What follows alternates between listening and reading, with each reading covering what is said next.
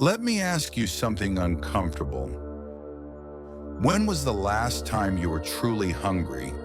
Not "I skipped lunch" hungry, not "it's almost dinner time" hungry. I mean the kind of hunger that gnaws at you, that makes your body feel lighter and heavier at the same time. The kind of hunger that makes every smell sharper, every sound louder, every thought a little more desperate.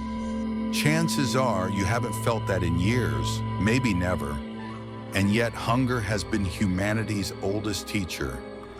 The question is, what have we forgotten by silencing it? For almost all of human history, hunger was the rhythm of life. The hunter, stomach empty, senses sharp, every muscle taut. The farmer pushing through the final days before harvest, dreaming of bread while surviving on scraps. The child listening to their own stomach growl as the elders told them, "This is how you learn patience. This is how you learn strength." Hunger was not an enemy. It was a guide. It shaped how we thought, how we created, how we survived. But in the modern world, we treat hunger like a glitch, a notification to be swiped away, something to be fixed with a snack, a drink, a distraction. We silence it before it can even speak. Here's the paradox. We've never been more full, and yet never more restless. Think about it. We are surrounded, a fridge a few steps away, apps that deliver in minutes, shelves overflowing with sugar, salt, and oil, engineered to hit the brain harder than nature ever intended. And despite this endless abundance, we are not well. Why? Because when we kill biological hunger, we didn't kill the mechanism of hunger itself. We just broke its compass. Hunger taught focus, restraint. It sharpened instincts.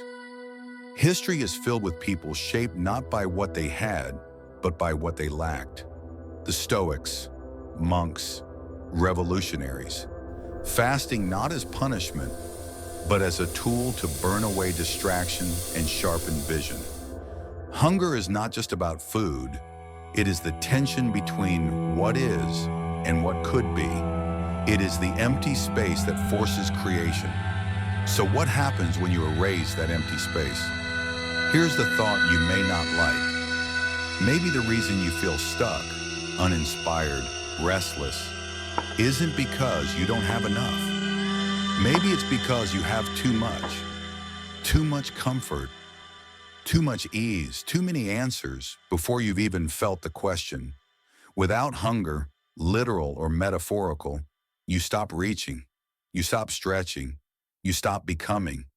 But let's dig deeper, because the hunger mechanism is still there.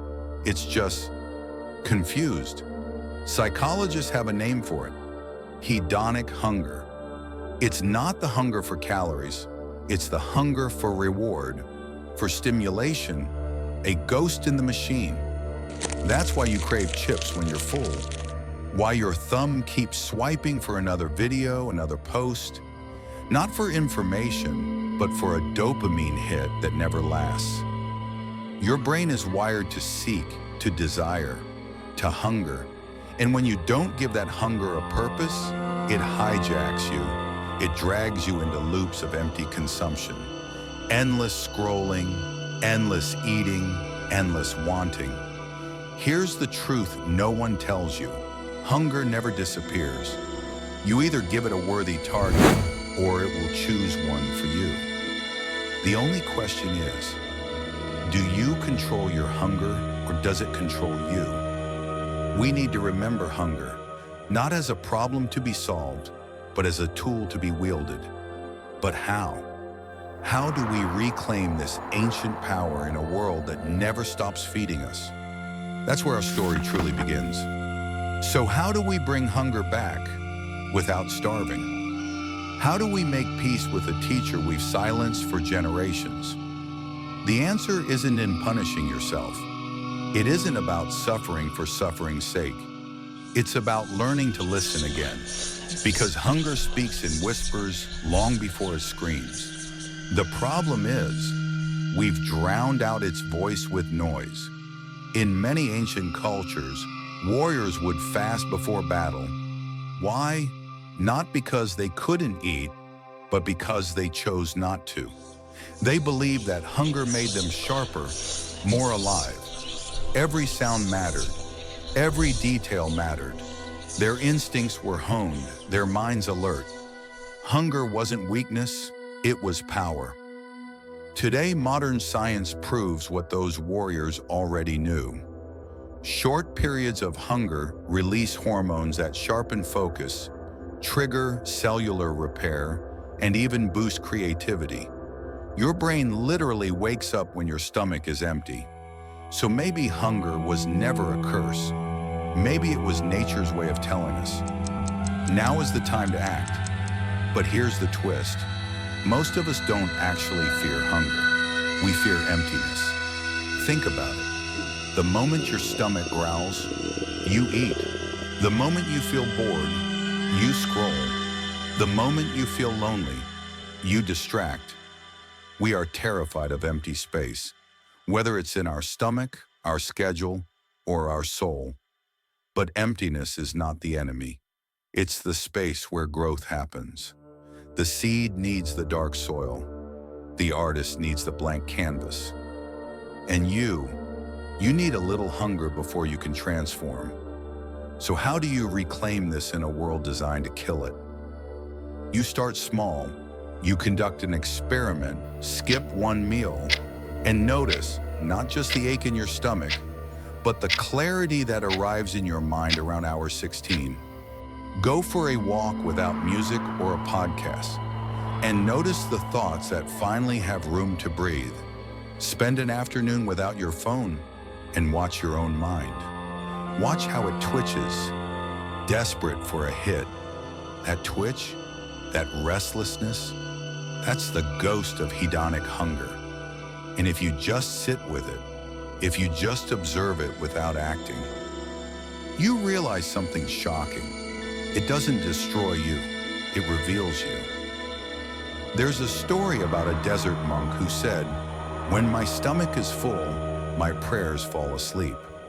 But when I am hungry, my heart catches fire." That fire, that's what this is all about. It strips away the fog of comfort. You start to notice things again. Hunger has always been your ally. It's the tension that pulls you toward growth. It's the emptiness that demands to be filled with something that matters. When you silence hunger, you silence the call to become more than you are. But when you listen, you rediscover the most ancient teacher humanity ever knew. But what if the hunger you need most isn't in your stomach, but in your life? The hunger to create something that outlives you. The hunger to love more deeply than uncomfortable.